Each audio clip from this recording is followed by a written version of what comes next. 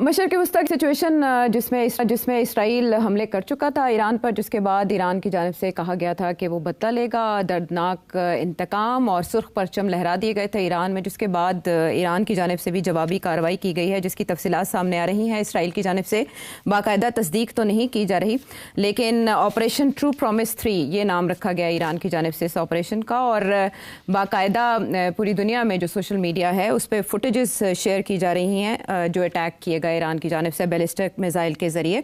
तो सिर साहब, अब ईरान ने जवाब दे दिया है और साथ ही ये कहा है कि अगर हमारे पास दिफा की सलाहियत ना होती तो इसराइल रोज हम पर बमबारी करता। अब इसके बाद दुनिया सोच रही है कि मामला अब किधर जाएगा। क्या वाकई इसराइल सरप्राइज हुआ, उसने ईरान की ताकत का गलत अंदाजा लगाया था? क्या ईरान ने इस अटैक से अपने टारगेट्स अचीव कर लिया? तो इसका मतलब है इसराइली डिफेंस सिस्टम नाकारा हो गया, नाकाम हो गया। इसे पर्ल हार्बर मूवमेंट कहा जा रहा है इसराइल में, वाकई ऐसा है? देखिए, ये तो मुझे नहीं पता कि ये पर्ल हार्बर मूवमेंट है। अभी तक जो खबरें आ रही हैं वो बड़ी वन साइडेड ही हैं कि कितना डैमेज हुआ या डिस्ट्रक्शन हुई है। अलबत्ता ये कंफर्म्ड है कि बहुत सी बैलिस्टिक मिसाइल्स जो हैं दे हैव गॉट थ्रू। अब देखिए ना, कोई आसान काम तो नहीं था ना। सबसे पहले जब मिसाइल्स ईरान से चलती हैं तो सबसे पहले उनको कन्फ्रंट किया जाता है इन साइप्रस, जहाँ ब्रिटिश बेसिस हैं। फिर उसके आगे इराक में अमेरिकन बेसिस हैं जी। फिर जॉर्डन, फिर सीरिया एंड जॉर्डन। तो मतलब इवेंचुअली ये 4 बहुत बड़े हर्डल्स क्रॉस करके जहां लगे हुए हैं उसको शूट डाउन करने के सारे जो एलाइड फोर्सेस हैं जो इसराइल का साथ दे रही। उसके बाद आप पहुंचते हैं to the Israeli territory of space. वहां जैसे आपने इंट्रोडक्शन में बताया कि there is 4 level of security system. उस एक तो वो है जो 4000 के लेवल पे है माइल्स, इट्स द एरो 3। फिर कोई 3000 2500 एरो 2 है।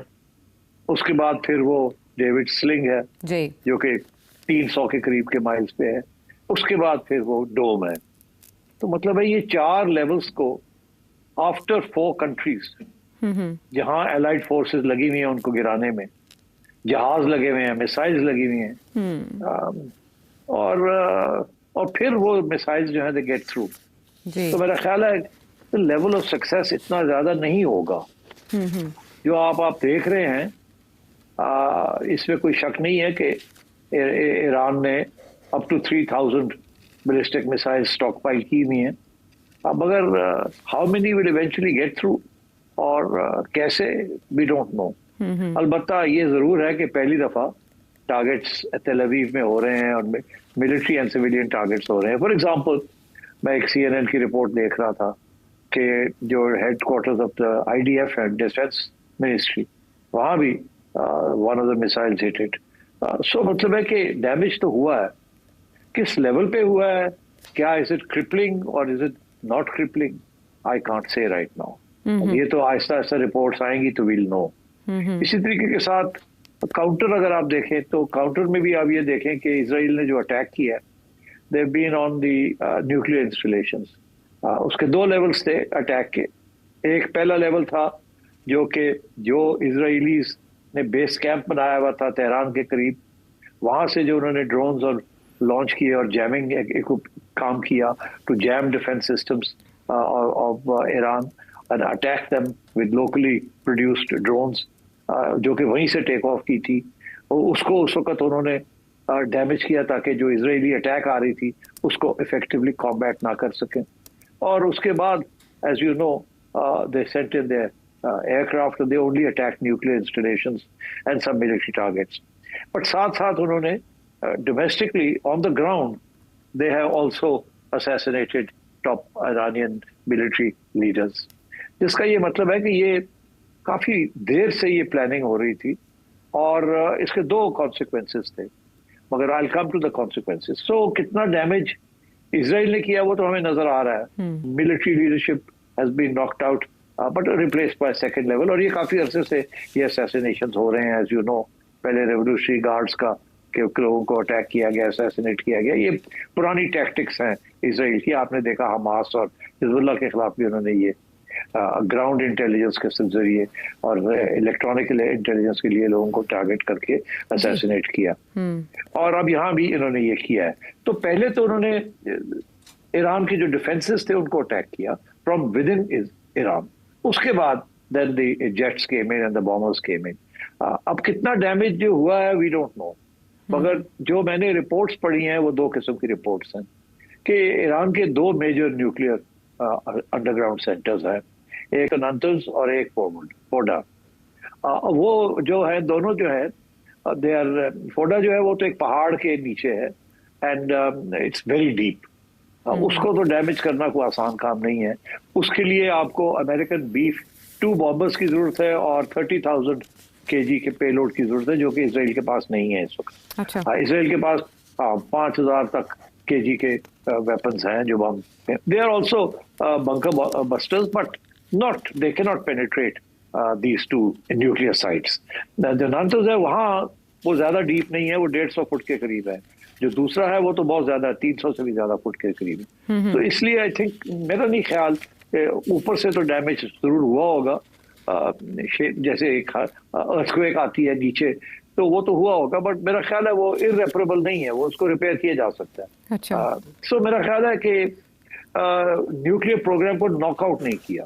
सेंट्रीफ्यूजेस जो बना रही हैं they are still, they must be operative और they must have stopped operation, वो फिर भी वापस आ जाए। तो आई डोंट थिंक कि ज्यादा न्यूक्लियर को ज्यादा डैमेज किया है, वो फिर 6 महीने साल के अंदर ऑपरेटिव हो जाएंगे अगर ये चीज रुक जाती है तो। मगर इजराइल ने यही कहा कि they will keep coming back and keep attacking these places. तो इसका मतलब है अभी और डैमेज करने का इम्कान है। तो एक तरफ से ये है, दूसरी तरफ ईरान ने भी कहा कि we will continue firing ballistic missiles. तो मेरा ख्याल है ये थोड़ी देर तो और चलेगा, बट मैं यहाँ से थोड़ा हट के कहीं और जाना चाह रहा हूँ। मैं आपको ये कहना चाह रहा हूँ कि क्या इस अटैक का was the aim to knock out the nuclear program ji, या कोई और एम था? सवाल ये उठ रहा है, सवाल यही उठ रहा है कि जैसे इराक में बहाना बनाया गया था मास डिस्ट्रक्शन वेपन्स का और अटैक किया गया था, इस तरह से यहाँ भी ये बहाना बनाया गया है कि न्यूक्लियर प्रोग्राम को सबोताज करना चाहता है इसराइल और अपने लिए ख़तरा समझता है अपनी बका के लिए। इसमें किस हद तक इंतज़ामात में हकीकत है जो हमले का जवाब बने? आप सही कह रहे हैं, मेरा भी यही ख्याल है। जो सारी एविडेंस है, जब मैं डॉट्स को कनेक्ट करता हूँ तो काफ़ी सारे डॉट्स कनेक्ट हो जाते हैं। एक तो ये है कि नेतन्याहू एंड अदर एनालिस्ट वो रिकॉर्ड पे हैं जिन्होंने कहा था कि पहले ये लिबिया और सीरिया और लेबनान और हमास और हिजबुल्लाह और इनको हम ख़त्म करेंगे and then finally we will turn to Iran. अच्छा, अब बात यह है कि ईरान के अंदर क्या करेंगे?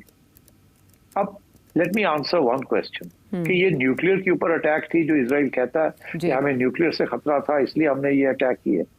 अभी हाल ही में गालबन मार्च के अंदर मैंने एक स्टेटमेंट पढ़ा था फ्रॉम तुलसी गबार्ड, जो कि अमेरिका की नेशनल इंटेलिजेंस एजेंसी की हेड है जी। उन्होंने एक इंटरव्यू के अंदर in front of Congress, some elements of Congress committee, ये कहा है और ये चेक किया जा सकता है, मैंने खुद पढ़ा है। उन्होंने कहा कि Iran is nowhere near creating building a nuclear bomb.